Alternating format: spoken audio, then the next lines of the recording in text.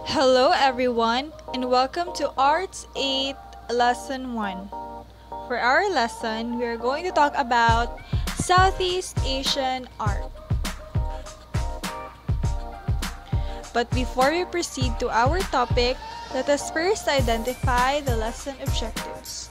In this lesson, you students are expected to identify the arts of the Philippines, Indonesia, East Timor, and Brunei, recognize the importance of arts in the lifestyle of the people, and search every art and craft that is inspired by Southeast Asian art.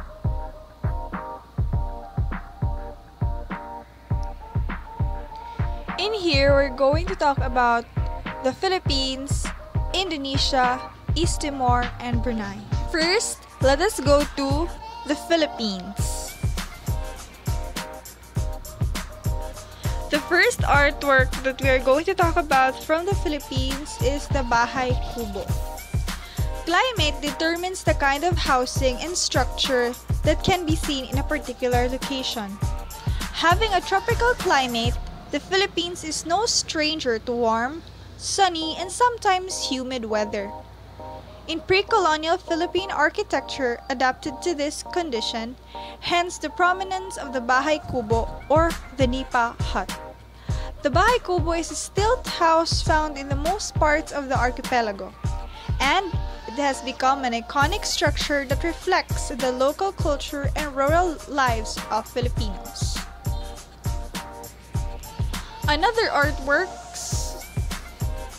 from the Philippines is the Banawe Rice Terraces. It is a landscape. Before the Spaniards came, there had been traces of large-scale constructions. An example of this majestic Banawe Rice Terraces. It is made by the Ifugaos. Next is the Baluarte de San Diego. There were also structures that were undocumented, such as the pre-colonial walled city of Manila.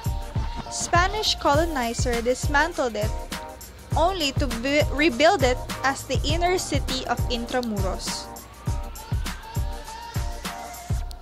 Traditional art is also evident in other places in the Philippines through different forms.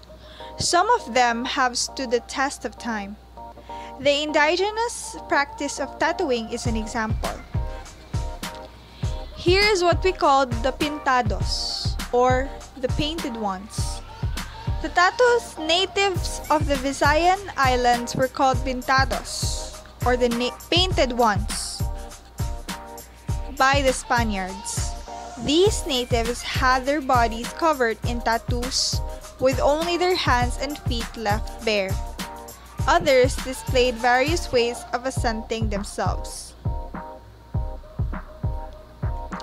Another artwork is a wood art, which is the bulol.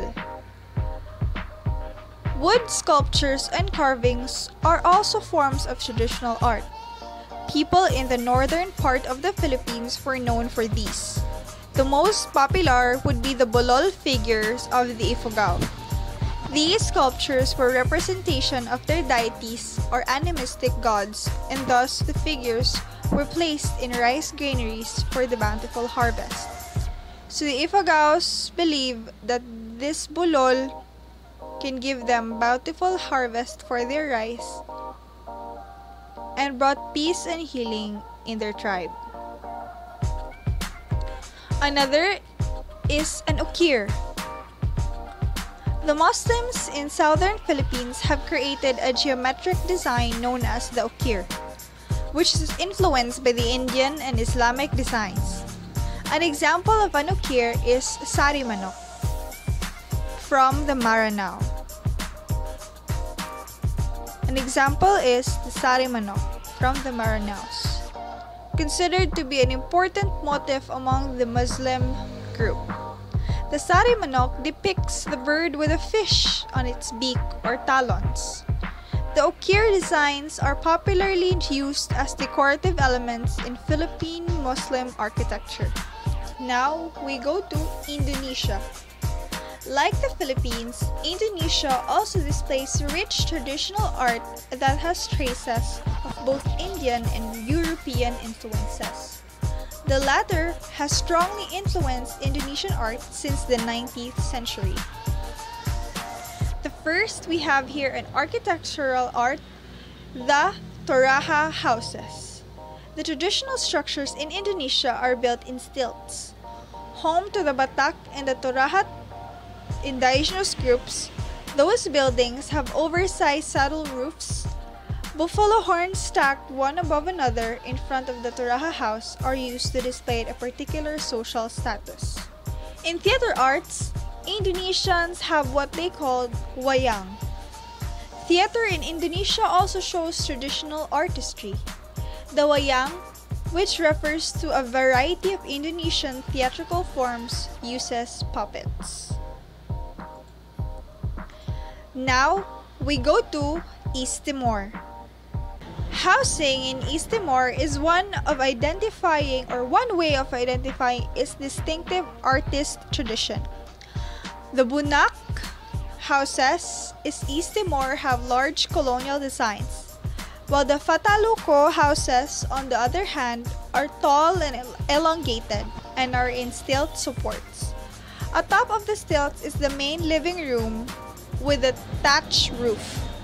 This type of housing can be seen in some areas in the country, with a few houses built only for display.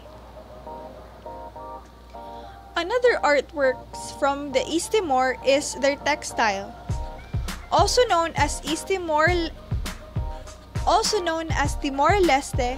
East Timor has its own textile called tais.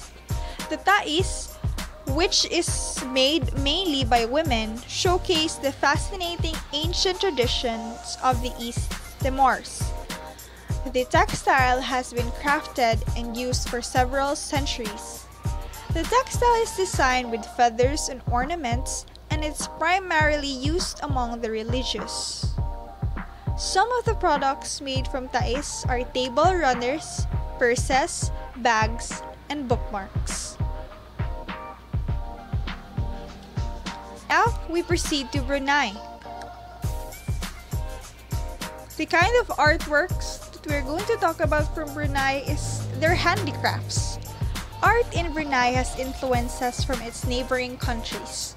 Brunei handicrafts include silverwork, brasswork, weaving, kris making, songkok or the Malay-styled cap making, and the tudung dulang. Tudung dulang is a traditional food covering waved from nipa leaves. That is all for the Southeast Asian art, specifically the Philippines, Indonesia, East Timor, and Brunei. Thank you so much for listening. Hope you learned something. That is all. Goodbye.